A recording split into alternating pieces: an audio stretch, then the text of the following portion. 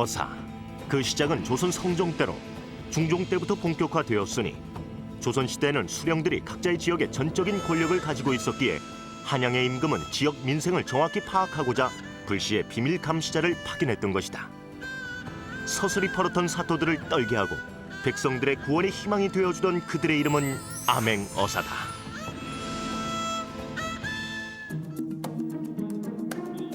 암행어사는 조선시대에만 있었던 우리나라 고유의 임시관직이다. 한 가지 임무를 가지고 파견되는 왕의 특사, 즉 일반적인 어사는 중국 등 다른 나라에도 있었으나 그들은 공개적으로 업무를 맡았다. 비밀리에 왕명을 받아 암행하는 것을 제도화한 나라는 찾아볼 수 없다. 중종 때부터 흉년 등으로 민심이 흉흉하거나 부패 관리들에 대한 민원이 생기면 임금은 스스로 파견 지역을 결정하고 어사를 임명해 한 개 군이나 두세 개 도를 돌아보게 했다. 어사의 자격은 비교적 고위직인 당하관급으로 영조 때부터는 천거를 받기도 했는데 천거로 선발된 어사를 파견할 때는 파견 지역을 전국 360개 군현 중에서 추첨해 누가 어디로 파견되는지를 비밀에 붙였다. 암행어사로 보낼 적임자가 정해지면 왕은 비밀리에 그를 불러 밀봉된 봉서를 주었는데 어사 임명장이나 다름없는 이 봉서의 표면에는 성문 밖 일정 장소에 도착해 열어볼 것 등등 한양 도성 밖에 개봉 장소가 지정돼 있어 그곳에 이르기까지는 내용물을 뜯어볼 수 없었다. 봉서를 받고 퇴골한 어사는 지정된 장소에서 봉서를 열어 파견 지역과 인물을 확인하고는 그 즉시 목적지로 출발해야 했는데 어사가 지참하는 물건은 어사의 임무가 씌어진 절목책 한 통, 그리고 유척과 마패였으니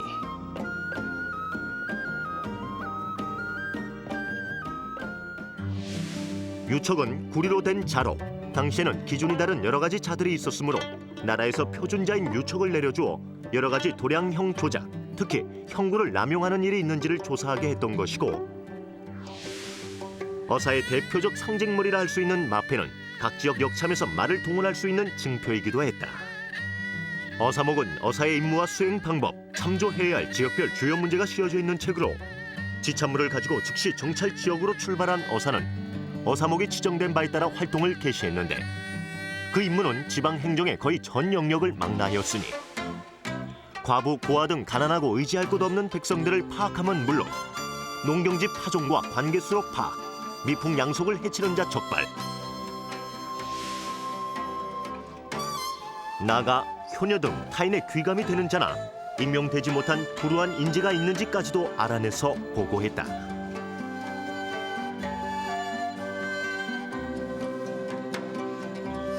그러나 역시 가장 중요한 임무는 지역 수령의 폭정이나 부패 사실에 대한 비밀 염탐과 관찰이었다.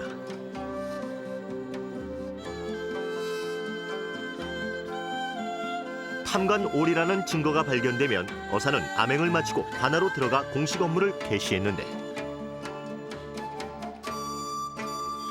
이때 어사는 마패로서 자신이 누구인지를 나타내 보였다.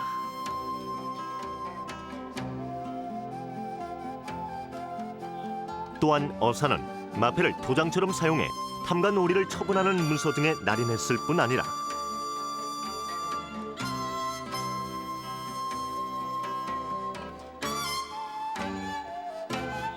비리가 포착된 수령의 창고를 봉쇄하고 증거를 보존하기 위해서 봉고란 글씨를 쓴 백지에 마패인을 찍어 창고문에 붙였다.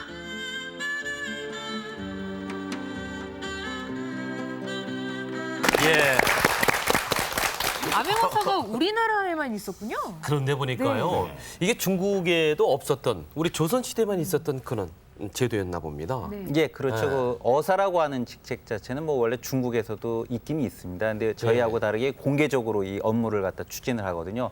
예, 중국에서도 이제 그 통일 왕조가 되는 이제 진 다음에 바로 성립되는 한나라 때가 되게 되면요. 예. 아무래도 이제 그 지방의 여러 가지 이제 감찰 업무를 위해서 중앙에서 이제 그 어사 같은 형태를 파견을 하게 되는데요. 이건 이제 암행으로 몰래 가서 하는 형태는 아니고요. 공식적으로 그 파견되는 거니까 이게 드러나 있는 거죠. 네. 근데 그 조선 시대에는 그렇게 하지 않고 그 몰래 파견하는 암행어사라고 하는 제도를 이제 따로 만들게 됩니다. 바로 만들게 되는 건 아니고요. 한 조선 중기쯤 돼서 이러한 제도가 만들어지게 되는데 그 전에는 이제 행대 감찰이라고 해서 예. 그 이제 약간 공개적인 그 형식을 띄고 가는 그런 어사들이 파견이 됐었었죠. 예. 네.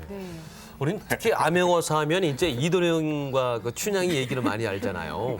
그게 이제 전부인 양 생각하는 경우가 많은데 네. 거기서 보면 이도령이 장원급제에서 바로 암행어사로 내려가더라고요. 그러니까 이렇게 신참 관리 기능을 맡겼다는 얘기인가요? 아니요, 그거는 이제 사실하고는 틀리고요. 예. 신참 관리가 바로 그 예. 관료의 여러 가지 사정이나 법이나 이런 부분에서 알 수가 없기 때문에 바로 파견하는 경우는 없습니다. 물론 예. 기본적인 요건은 역시 문과에 급제를 해야 된다는 게 기본이고요.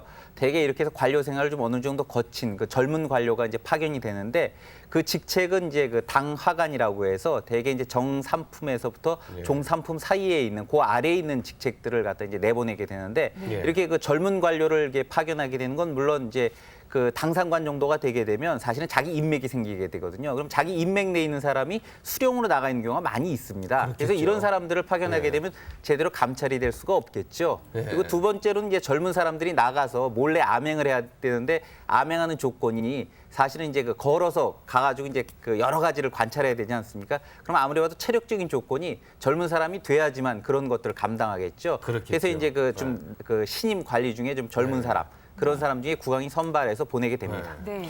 아니 근데 이제 제가 궁금한 거는 네. 그 임금님이 이제 비밀리 이렇게 보니까 뭐 많네요. 마패도 있고 한데 네. 그 지방 하관도 그런 걸 좀 알아야지 그죠? 조금 전에 보니까 마패를 툭 보여줬는데 오 이래 되는데 그게 뭔데요? 그러면 이게 이러는데도 왜요? 그러면 그거 안 되지 않습니까? 그 문서를 왜 남대문 밖에 나가서 뜯어봤나요? 그거는 이제 도성 내에서 뜯어보게 되면 네. 그 임무가 발설될 가능성이 사실 있거든요. 그래서 이제 임무를 받고 바로 나가게 돼서 이런 걸 풀어보고 바로 출발하라는 그런 의미가 네. 이제 담겨 있죠. 네. 그래요. 암행어사의 주변에 이렇게 곁들여진 새로운 것들이 많이 있습니다. 또 네. 마패만이 또 암행어사의 상징은 아니었었고 또 잘하던 거 여러 가지가 있었다는 사실. 자,